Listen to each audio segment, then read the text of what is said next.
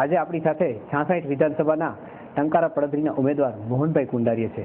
ભાજપે સતત તેમની માથે 5મી વખત વિશ્વાસ રાખી અને ટિકિટ આપી છે, તો તેમને શું આગામી સમયમાં કાર્ય કરવાનું છે તે તેમની પાસે જાણીએ. હા મોહનભાઈ.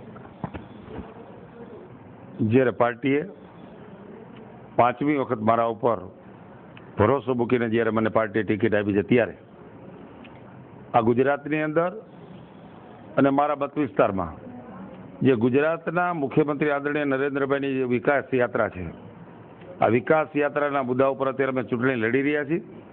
ખાસ કરીને પૂરા ગુજરાતની અંદર તમામ ક્ષેત્રે કોઈ પણ યોજના હોય, કૃષિ ક્ષેત્ર હોય, સિંચાઈ ક્ષેત્ર હોય કે શિક્ષણ ક્ષેત્ર હોય કે આરોગ્ય ક્ષેત્ર હોય, તમામ ક્ષેત્રની અંદર સારા પ્રમાણમાં વિકાસ થયો છે. એના કારણે લોકો ખરા અર્થમાં ખુશ છે.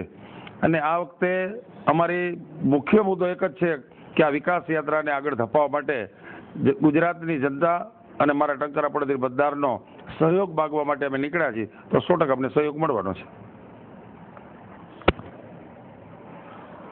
હાજી મોહનભાઈએ પોતાના મંતવ્યમાં જણાવ્યું કે તે વિકાસના મુદ્દા ઉપર ચૂંટણી લડશે. તો તેમને પૂછીએ કે તે આ વખતની ચૂંટણીમાં કેટલા મતોથી વિજેતા બનશે. હું પહેલી વખત જ્યારે ધારાસભા ચૂંટણી લડ્યો ને ત્યારે મને 9,000 લીડ મળી હતી. બીજી વખત હું ચૂંટણી લડ્યો ત્યારે મને 11,000 લીડ મળી હતી. ત્રીજી વખત મને 14,000 લીડ મળી હતી. ચોથી વખત મને 19,500 લીડ મળી હતી. અને આ વખતે હું 31,000થી ઉપર લીડથી ચૂંટાવાનો છે, એમાં મને કોઈ શંકા નથી. આ હતા ટંકારા પડધરી મત વિસ્તારના ભાજપના ઉમેદવાર મોહનભાઈ કુંડારીયા. તેમને પૂરેપૂરો વિશ્વાસ છે કે 31,000 મતથી તે વિજેતા બનશે. કેમેરામેન રહીમ રફાઈ સાથે રવિ મોટવાણી, મોરબી બીઝ ન્યૂઝ.